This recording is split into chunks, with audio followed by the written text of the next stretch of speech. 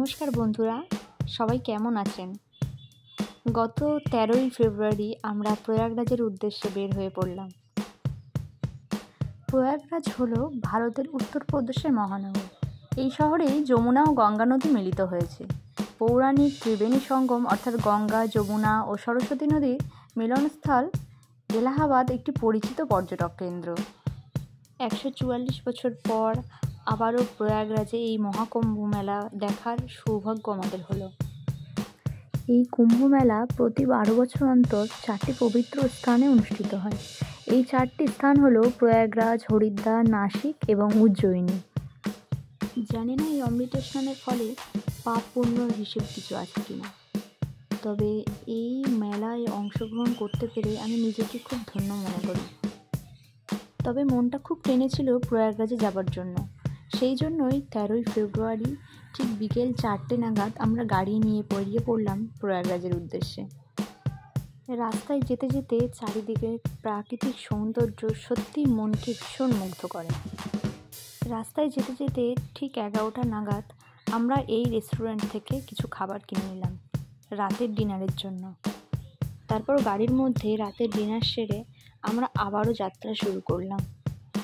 আমরা ভেবেছিলাম আমরা কলকাতা থেকে ঝাড়খণ্ডে গিয়ে স্টে করব, কিন্তু রাস্তা জ্যাম না থাকার কারণে আমরা বিহারে গিয়ে থেমে গেলাম। বিকাল 4:30 থেকে রাত 2টো পর্যন্ত গাড়ি একটানা চলেছিল। তারপর আমরা বিহারেই বিশ্রাম নিয়ে নিলাম। পরের দিন একটা সুন্দর সকাল আমাদের জন্য অপেক্ষা করছিল।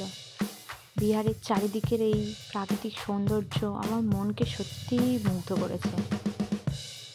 তারপর আমরা বিকাল 3:30 নাগাদ প্রয়াগরাজে পৌঁছে গেলাম। সেখানে গিয়ে আমরা অমৃত স্নান সেরে আবার রেডি হয়ে আমরা অযোধ্যার উদ্দেশ্যে বেরিয়ে পড়েছিলাম। ওখানে আমরা বেশিক্ষণ বিশ্রাম নিইনি, বেশিক্ষণ ওখানে আমাদের থাকা হয়নি। আমরা অযোধ্যায় যাব বলে অযোধ্যার উদ্দেশ্যে বেরিয়ে পড়েছিলাম। আমরা ভেবেছিলাম এত দূরেই যখন এসেছি আর কিছুটা গেলেই আমরা অযোধ্যা রামলালাকে দেখে তারপর বাড়ি ফিরব, কিন্তু আমাদের ব্যাড লাক ছিল, আমরা রামলালাকে দেখতে পাইনি। কেননা অমৃত স্নানের কারণে এত পুণ্যার্থী ওখানে অংশগ্রহণ করেছিল, যার জন্য অযোধ্যাও বন্ধ করে দিয়েছিল। অযোধ্যাতে আমরা যেতে পারিনি, তাই আমরা বাড়ির উদ্দেশ্যে রওনা দিলাম। ফেরার পথে আবারও বেনারসের কাশীধামে যাওয়ার সৌভাগ্য আমাদের হলো। অনেক দিনের ইচ্ছা ছিল বেনারসে যাওয়ার।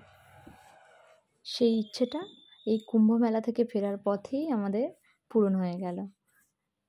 আমরা ওখানে পুজো দিয়ে স্নান সেরে আবার বেরিয়ে পড়েছিলাম। যেহেতু আমাদের বাড়ি আসার খুব তাড়া ছিল, সেই জন্য আমরা ওখানে বেশিক্ষণ থাকিনি, তাড়াতাড়ি ওখান থেকে বার হয়ে পড়েছিলাম।